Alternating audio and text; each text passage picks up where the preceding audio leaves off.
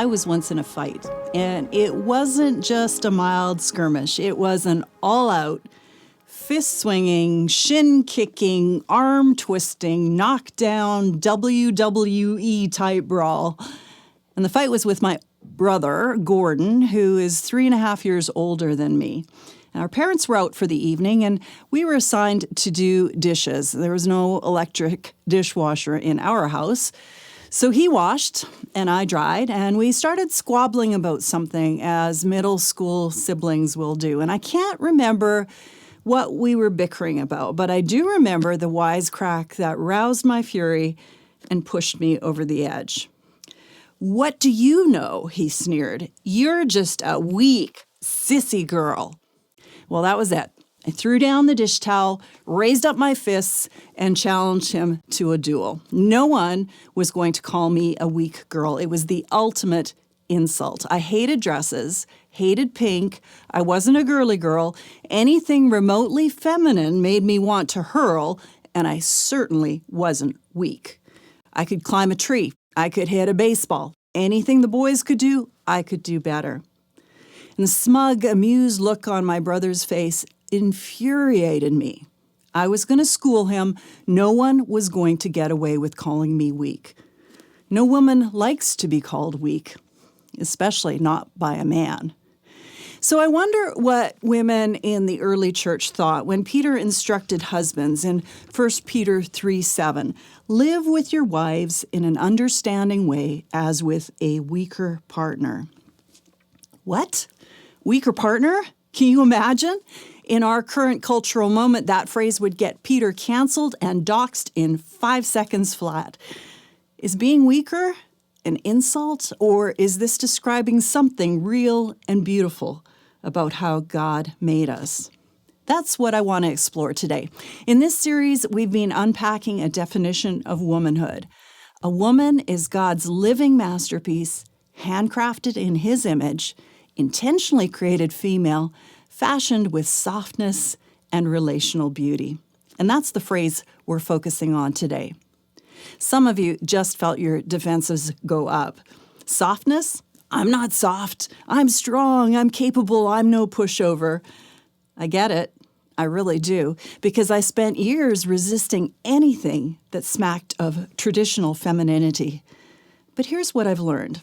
Softness isn't a sign of frailty or deficiency. It's not a liability. Let me show you why.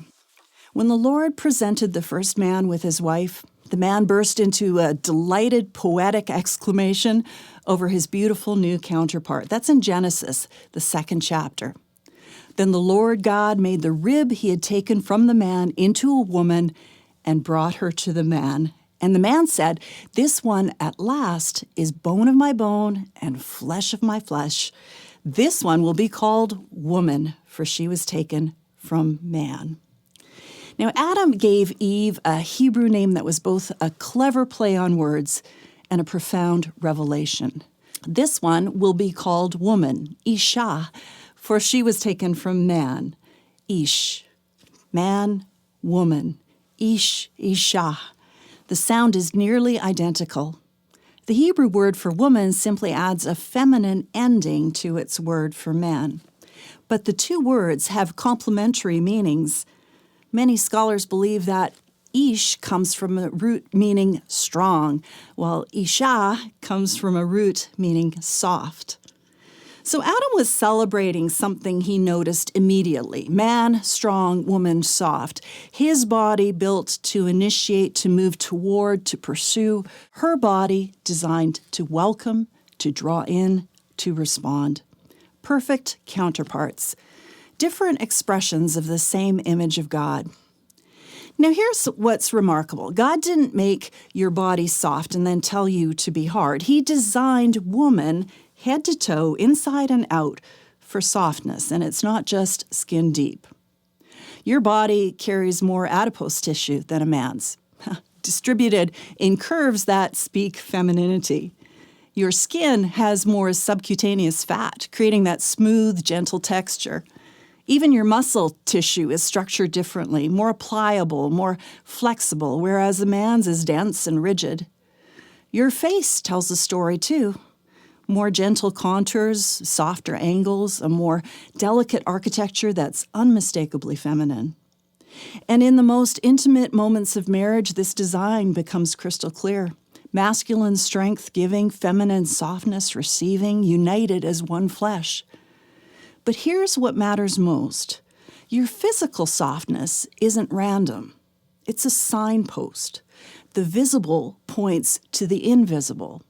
God wrote softness into your body because he wove it into your soul. Now, our culture has declared war on softness. Turn on any action movie and you'll see it. Female characters who've stripped away every hint of softness to become men in women's bodies. They punch, they kick, they kill without flinching. The only thing that distinguishes them from male characters? Tighter costumes, false lashes, and better hair. Hollywood's message couldn't be clearer. Real strength looks masculine, and if you want power, erase your femininity. But is softness truly devoid of power? Just consider water for a moment. You can't get much softer than water. It yields, it flows, it bends around obstacles, and yet, given enough time, water cuts through granite. It shapes coastlines, it carves the Grand Canyon. Stone is hard and impressive, but water? Water sustains every living thing. It cleanses wounds, it satisfies thirst, it makes deserts bloom. The power is in the softness. Or think about the steel magnolia, that distinctly southern image of a woman who somehow manages to be both delicate and indestructible at the same time. Sweet, but with a spine of iron. Gracious, but fierce when it matters. Gentle in manner, but absolutely unwilling to be pushed around. You don't have to choose between softness and strength. You can be both. That's the femininity God designed. Not fragile weakness, not doormat passivity, soft strength, which is the most formidable kind. This kind of strength knows when to bend and when to hold firm. It's gentle with hurting people, but fierce in the face of evil. Just look at Abigail facing down an enraged David and his 400 armed men. She didn't cower, but she didn't come out swinging either. She came with humility, with wisdom, with provisions and respect. Her softness disarmed what weapons couldn't touch. She prevented a massacre through gentleness. That's power. Or the Proverbs 31 woman. Strength and dignity are her clothing, but kindness is on her tongue. She works with capable, vigorous hands, but she opens her mouth with wisdom and gentle instruction. Soft and strong, both, always both. So what do I mean when I say soft? I mean the tendency for women to be more yielding while men are more firm, more gentle while they are more forceful, more tender while they are more tough, more peaceful while they are more purposeful, more cooperative while they are more commanding. A feminine disposition has a different texture to it than a masculine one. It's not less than, it's just different.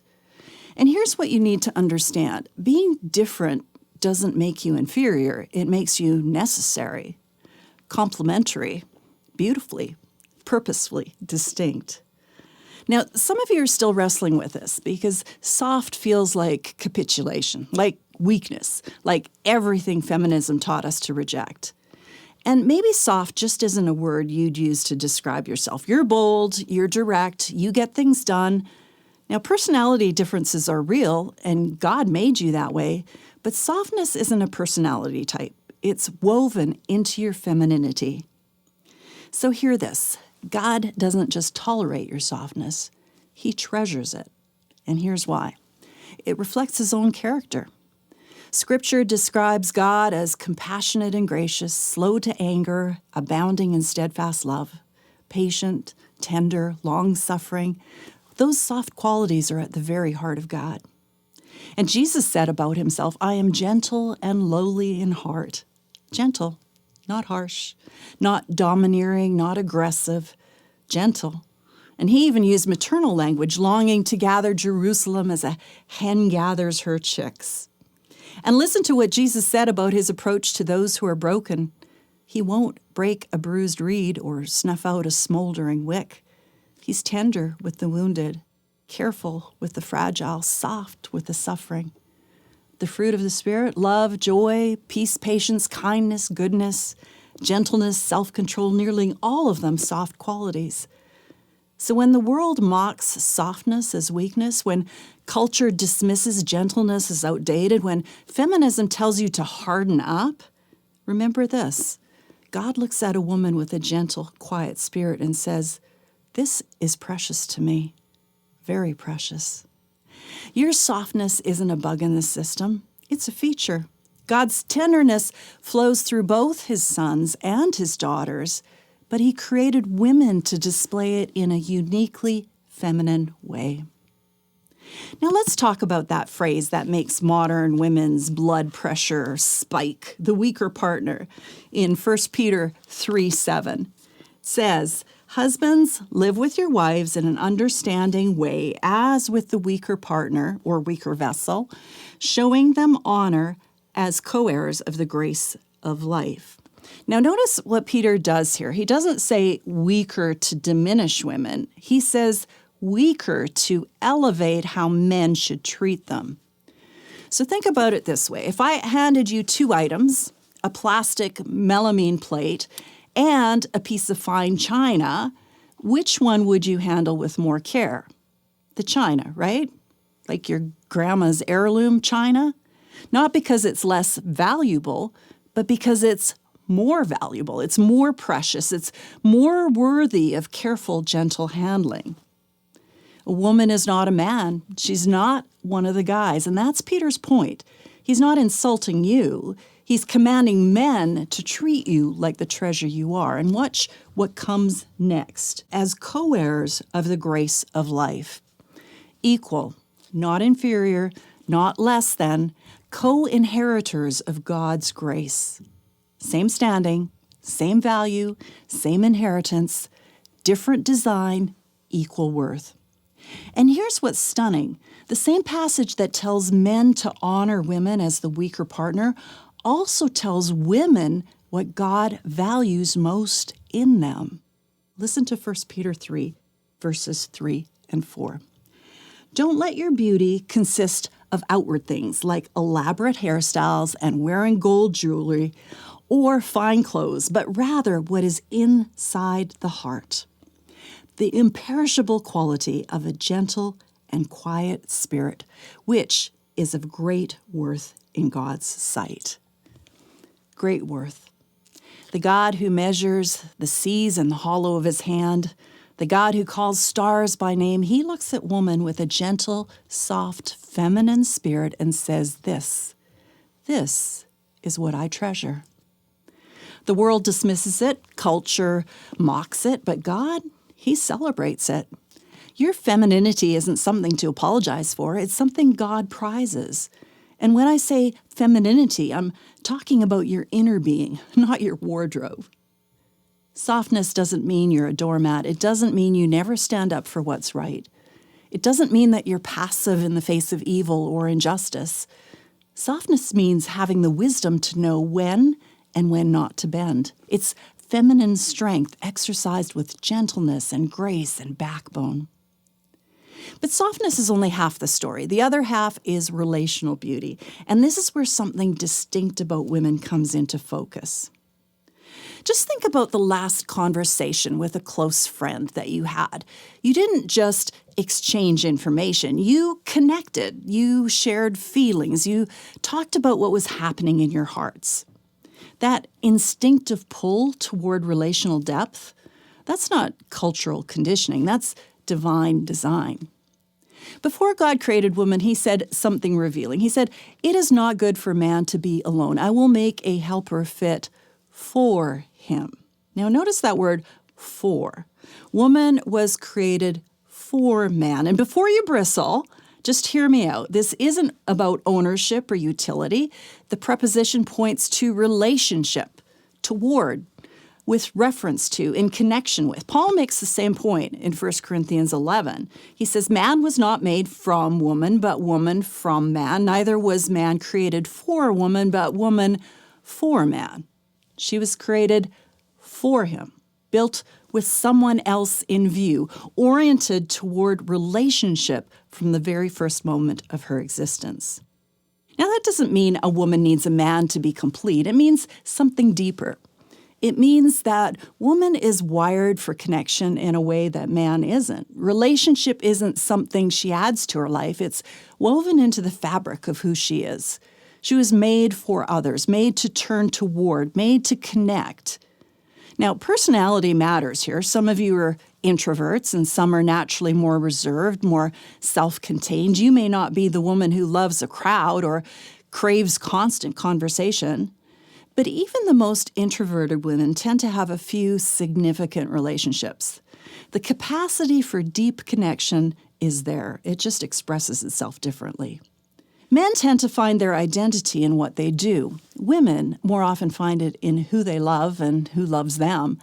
Forming bonds, nurturing friendships, creating community, these aren't peripheral to femininity. They're central to it. And here's what's fascinating. God wired this into you biochemically. You produce oxytocin, the bonding hormone, at significantly higher levels than men. When you hug someone, connect deeply in conversation, or comfort a hurting friend, nurse a baby, that oxytocin floods your system, creating bonds at a molecular level. And this isn't accidental. God engineered you for relationship. He wove it. He coded it into your very DNA.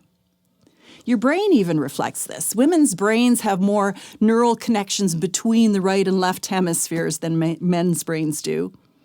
You're literally wired to pick up on relational dynamics, read emotional cues, notice what's happening beneath the surface. This is why you can walk into a room and sense the tension nobody's talking about. This is why you remember not just what was said, but how it was said and what it meant. This is why you can carry on 5 different text conversations, track the emotional state of each person, remember what they told you 3 weeks ago, and keep track of all the family events posted on the refrigerator. It's not magic. It's design. And just like your softness reflects God's tender character, this relational capacity reflects something profound about who He is. God Himself is relational, Father, Son, and Holy Spirit, existing in eternal communion, perfect relationship, perfect love. He created you for fellowship with Him, and He designed you to long for deep connection because that longing ultimately points you toward Him, toward the one your heart was made for. But here's where this gets personal, because that deep relational capacity, as beautiful as it is, can become dangerous if it's not rooted in the right place. If you've ever felt suffocated by a relationship or found yourself desperately clinging to someone who can't carry that weight, that's what happens when a God-sized longing gets aimed at a human-sized heart. If you've ever lost yourself in trying to make someone love you the way you want to be loved, same thing. That relationship-shaped void in your heart, it's real. But here's what you need to understand. No human relationship, not your husband, not your children, not your best friend, can fill that void.